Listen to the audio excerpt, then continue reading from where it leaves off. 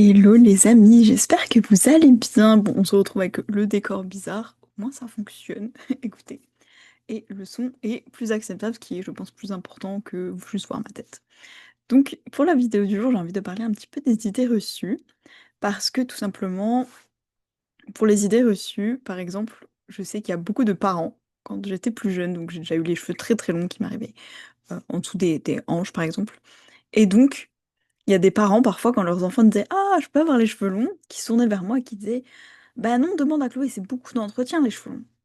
Et ce que je trouve intéressant dans cette idée reçue, c'est que à l'époque, en tout cas, pour moi, et c'est toujours le cas, c'était pas vraiment tant d'entretien que ça, et chaque fois que ses parents se tournaient vers moi avec espoir que je confirme à leur enfant que c'est une très mauvaise idée, je me disais «Bah, beaucoup d'entretien, en gros, je les lave une ou deux fois par semaine, quoi. Deux, trois fois par semaine, ok, certes, et c'est mieux de les démêler tous les jours, sinon t'auras beaucoup de nœuds, et juste, bah, faut enlever les cheveux de la baignoire. C'est à peu près tout ce que ça demande. Sans doute que si tu as pas les cheveux longs qui sont courts, si tu te les démêles pas toujours, tu n'as pas de nœuds, ça fait pas tes gros bouchons dans la baignoire, et ça te prend un peu moins de temps, certes. Après, de là dire que c'est beaucoup d'entretien, surtout que, vu que c'est progressif, c'est pas comme si d'un coup t'as des cheveux longs, c'est pas comme si tu devais t'occuper d'une perruque, que t'as pas de cheveux et que d'un coup t'as une contrainte. Là, c'est vraiment pas le cas. Donc, j'avoue que quand on me demandait de valider que c'était beaucoup d'entretien, je savais pas trop quoi dire parce que c'était pas le cas pour moi. Bon, voilà. Et j'ai un deuxième exemple parce que ça m'a vraiment marqué. Personnellement, j'ai toujours voulu avoir un chien. Et j'adore voyager. Et je m'étais demandé, concrètement, est-ce que c'est possible de voyager avec un chien? Dans le sens, est-ce que ça peut rester abordable, assez simple, pas trop prise de tête, etc. Ou est-ce que c'est vraiment quelque chose à prévoir? Et donc, c'est vraiment pas la bonne idée de voyager avec un chien. Et je suis sur un groupe de personnes qui partent autour du monde avec leur sac à dos, quoi, de backpackers, backpackeuses.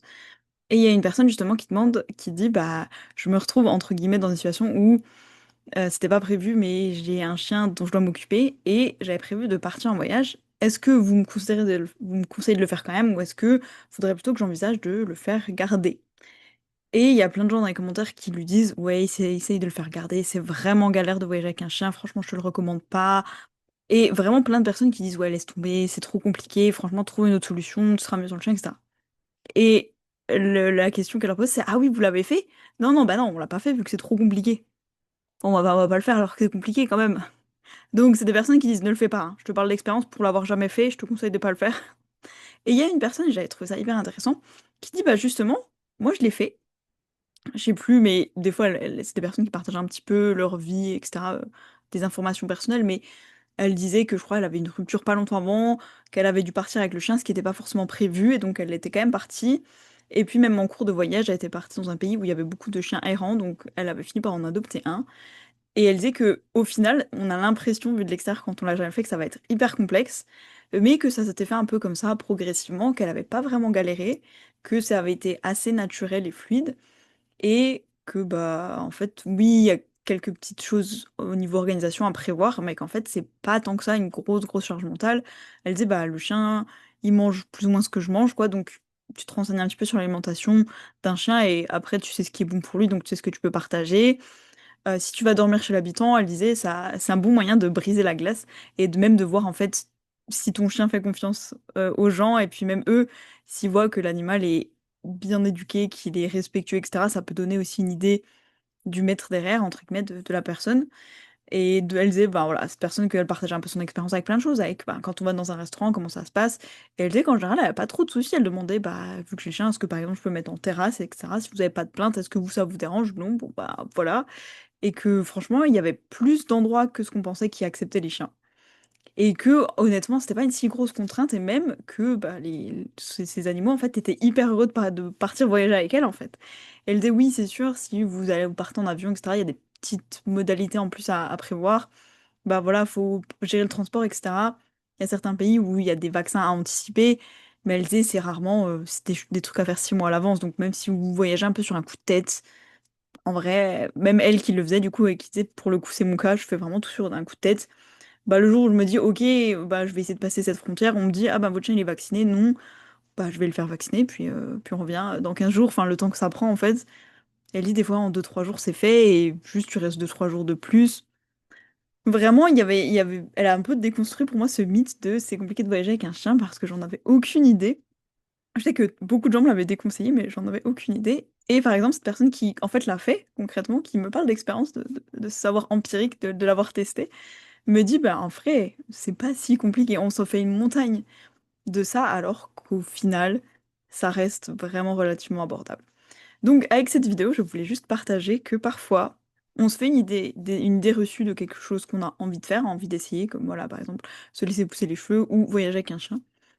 Et en fait, on n'ose pas forcément le faire en disant ça va être beaucoup de contraintes, peut-être que j'ai besoin de beaucoup de choses avant, beaucoup d'acquis, peut-être que j'ai besoin de plus d'argent, plus de temps, plus de ceci, plus de là, peut-être que je me dis bah j'aurai le cheveu long quand je pourrai les entretenir financièrement parlant, peut-être que je sais pas, en fait, tout ce qu'on peut penser ou de se dire, bah, je voyagerai avec mon chien le jour où je serai plus organisée parce que ça se prévoit vraiment longtemps à l'avance, etc.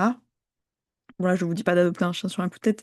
Clairement, on parle quand même d'un être vivant, mais est-ce que, par exemple, en écoutant cette vidéo, il y a quelque chose qui vous vient à l'esprit, un truc que vous avez envie de faire, peut-être une activité ou quelque chose que vous avez eu envie d'essayer, et en fait, à cause de ces idées reçues, et le truc d'une idée reçue, c'est qu'on se dit pas forcément, ah, c'est moi qui projette ça parce que j'essaie de un peu théoriser ce que ça donne et de voir un petit peu, ok, ça pourrait donner ça. Souvent, c'est quelque chose qu'on prend pour acquis en se disant, bah, c'est logique, c'est évident. Alors qu'en fait, pas tant que ça, et au final, c'est même pas toujours vrai. Et ce qui est traître, c'est qu'on n'en a pas forcément conscience, que c'est une idée reçue et que ça se fonde pas concrètement sur notre expérience. On peut se dire, bah non, c'est vraiment logique, alors que en fait, c'est juste moi qui me dis que sans doute, je mentalise un petit peu. Bref, est-ce que en écoutant cette vidéo, il y a quelque chose qui vous vient à l'esprit, où vous vous dites peut-être, ah, j'ai toujours voulu aller dans cette salle de sport, mais je me suis toujours dit que bah faut que j'achète le matériel. Et en fait, vous appelez et ah bah le matériel est fourni. Ok, bah j'attendais d'avoir le budget, c'est combien la séance? Parce que ça fait 6 mois que je regarde et que j'adorerais le faire, mais je peux pas, j'ai pas le budget. Ah, mais c'est gratuit et on vous fournit le matériel. Ah bon? Et donc cette idée reçue que c'était forcément payant a fait qu'on l'a pas fait, par exemple, alors qu'on aurait pu profiter de ça depuis 6 mois, depuis qu'on a eu cette idée. Donc bref, est-ce qu'il y a quelque chose qui vous est venu à l'esprit, à l'idée? Ça peut être vraiment plein de choses, ça peut être déménager quelque part, ça peut être apprendre une nouvelle langue, ça peut être essayer une nouvelle activité, changer un petit détail dans votre quotidien, etc. Je sais pas, dites-moi ce que vous en pensez, est-ce que vous avez des idées reçues qui font que vous avez pas sauté le pas pour faire quelque chose que vous avez envie de tester? Dites-moi dans les commentaires, ça m'intéresse. En attendant, je vous fais des bisous et je vous dis à demain.